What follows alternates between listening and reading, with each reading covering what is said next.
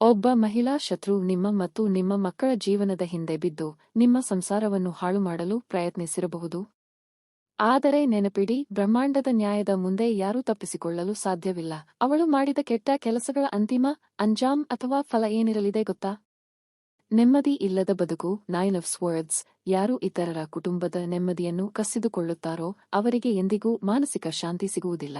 ಅವಳು ಮಾಡಿದ ಪ್ರತಿಯೊಂದು ಪಿತೂರಿಯೂ ಅವಳನ್ನು ರಾತ್ರಿಯಿಡೀ ಕಾಡಲಿದೆ. ಅವಳ ಬದುಕು ಆತಂಕ ಮತ್ತು ಭಯದಿಂದ ತುಂಬಿರುತ್ತದೆ. ಕೈಗೆ ಸಿಗದ ಭ್ರಮೆಯ ಸುಖ. 7 of Cups. ಅವಳು ಆಸೆ ಪಡುತ್ತಿರುವ ಆಸ್ತಿ ಅಥವಾ ಸುಖ ಕೇವಲ ಒಂದು ಮರೀಚಿಕೆ ಮಾತ್ರ. ಅವಳು ಹೆಣೆದ ಸುಳ್ಳಿನ ಜಾಲದಲ್ಲಿ ಅವಳೇ ಸಿಲುಕುತ್ತಾಳೆ.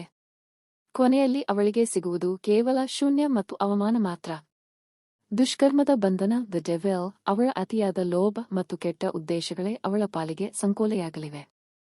ಅವಳು ಇತರರಿಗಾಗಿ ಅಗೆದ ಗುಂಡಿಯಲ್ಲಿ ತಾನೇ ಬೀಳುವ ಸಮಯ ಹತ್ತಿರದಲ್ಲಿದೆ. ಕೆಟ್ಟ ಆಲೋಚನೆಗಳೇ ಅವಳ ಪತನಕ್ಕೆ ದಾರಿಯಾಗುತ್ತವೆ. ಕರ್ಮದ ದಂಡನೆ. 7 of Pentacles. ಪ್ರಕೃತಿಯ ನಿಯಮದಂತೆ ಬಿತ್ತಿದ್ದನ್ನು ಬೆಳೆಯಲೇಬೇಕು.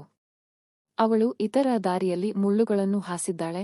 ಈಗ ಆ ಮುಳ್ಳುಗಳ ಮೇಲೆ ನಡೆಯುವ ಸರದಿ ಅವಳದು. ಬ್ರಹ್ಮಾಂಡವು ಅವಳಿಗೆ ಅವಳ ಕರ್ಮದ ಕಹಿ ಫಲವನ್ನು ಖಂಡಿತವಾಗಿಯೂ ನೀಡುತ್ತದೆ. ಸತ್ಯಕ್ಕೆ ಸೋಲಿದರೂ ಸಾವಿಲ್ಲ. ನಿಮ್ಮ ತಾಳ್ಮೆ ಮತ್ತು ಪ್ರಾರ್ಥನೆಗೆ ಖಂಡಿತವಾಗಿಯೂ ಜಯ ಸಿಗಲಿದೆ. ದೈವಿಕ ನ್ಯಾಯವು ಈಗಾಗಲೇ ಕೆಲಸ ಮಾಡಲು ಪ್ರಾರಂಭಿಸಿದೆ.